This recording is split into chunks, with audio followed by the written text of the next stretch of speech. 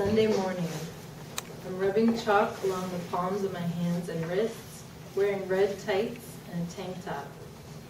My hair pulled back so it won't get caught in ropes and nets I'm about to ascend. 5 weeks ago, I was discharged from a series of hospitalizations for suicidal depressions. 11 days ago, I started nursing school at UCSF. Sometimes it's the most surprising thing that brings you back from the edge. We don harnesses, padded belts that hook tight around the waist.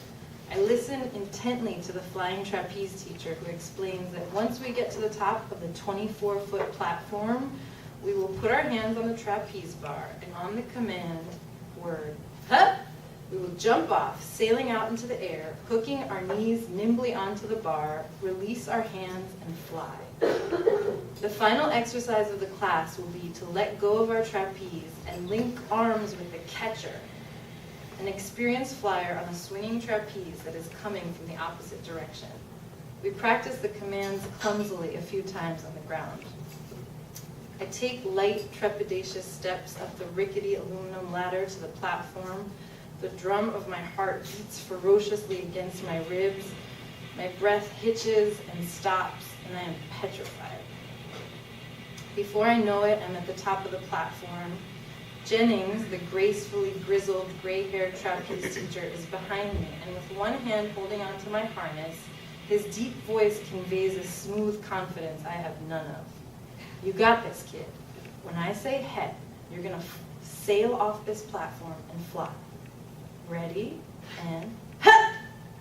I step off the platform and I'm flying through space, the net beneath me. At the top of the first swing, Jennings shouts, "Knees up!" And I awkwardly bring my knees to the bar, and then he shouts, "Hands off!" And haltingly, I release my chalky grip from the trapeze bar. Now I'm flying, hanging by my knees, with my arms outstretched and eyes looking towards the catcher, a strong bearded man with red tights on the other trapeze. We lock arms, his hands wrap deftly around my chalked wrists, and we fly through the air together, momentarily connected. At the final command, "Hup!" I let go and drop down into the net, disoriented, dazed, and utterly delighted. As I am flying, I do not ruminate, I do not dwell, I do not get stuck in the loop of I'm crazy, I'm depressed, what's the point? Somehow, this danger, this rush, this calculated risk, and the triumph of flying connects me to my pulse, blasts me out of that dark numbness of wanting to die just long enough to remind me that there is still much unexpected joy to be had in life. The next day, I'm back to my grind, waking up early for nursing hospital rotations and classes at UCSF and the gnawing uncertainty about becoming a nurse. In the midst of it, I keep closing my eyes and trying to remember that feeling of flying. Up on that trapeze, a tectonic plate within me has shifted. A primal instinct kicked in, winding its way through my bones and nerves and sinews to keep me from falling. It was exactly what I needed.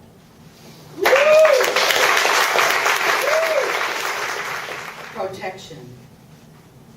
I had gotten off the BART train at West Oakland, the first East Bay station on my way home from San Francisco, wanting to assure myself of transferring to a Richmond train, despite other transfer stations further down the line. I was still haunted by the memory of ending up in a distant city a few weeks prior, when engrossed in reading Sue Monk Kidd's The Invention of Wings, I had forgotten to get off at the transfer station. At 70, 4 years into retirement, being lost in a book is a relaxing and common occurrence, but being lost on a train was something I prefer not to repeat. I had been thrown into a state of fear bordering on terror when I discovered how far I was from home late at night. I now stood on the West Oakland outdoor platform awaiting the next train. Then I heard the announcement. The Richmond train had been shut down due to tree limbs and debris on the tracks from the windstorm that was still going on. The voice on the loudspeaker assured me that an alternate train was scheduled, though the time was uncertain. My mind began to scramble in confusion, and fear seeped in. Images of being on the wrong train with an endless loop of transfers crowded my mind. I could hear the Kingston Trio song, Charlie and the MTA, in my mind. And he never returned, no, he never returned, and his fate is still unknown. He will ride forever 'neath the streets of Boston. He's the man who never returns. I remembered a childhood vacation in St. Louis where Daddy kept accidentally returning to the same interstate cloverleaf exit. And the toll taker would smile and take our money again and again. It became a family joke. But this was no joke. I stood waiting at the West Oakland BART platform as the wind howled overhead, the sky darkened with rain clouds, and the approaching sunset. If anything happened to me, no one would know. I live alone, and it would be days before anyone would notice I was missing. My neighbors keep to themselves, and my 25-year-old daughter is busy with her life. My brother and sister are in Arizona, and though they email, they rarely call. My flip phone displayed only one bar, and I was unwilling to use it up. With only a Clipper card in my wallet, I no longer carry credit cards, I had spent all my cash on lunch. Would I have to camp out in West Oakland while I waited for the debris to be cleared? How much debris was there? Would the wind increase and all power be lost? Maybe the trains would shut down completely. I suddenly became a homeless person in my mind, unloved and unprotected, flailing for contact, hopeless to connect, isolated and alone. That is the demon I live with. In moments of panic, I sometimes cannot remember that I am a wise, competent adult and that I am blessed with everything I need. Standing by the tracks, I inhale slowly, searching for peace. I close my eyes, and when I open them, I'm in front of a train, the doors opening to reveal a packed interior. I hear myself shouting into the crowd, "Will this train take me to Berkeley?" hoping to connect with someone before I witness the awful finality of the doors closing. Does anyone hear me? Everyone looks dazed or wired into electronics. People are walking around me to jam into the train as I stand frozen on the platform.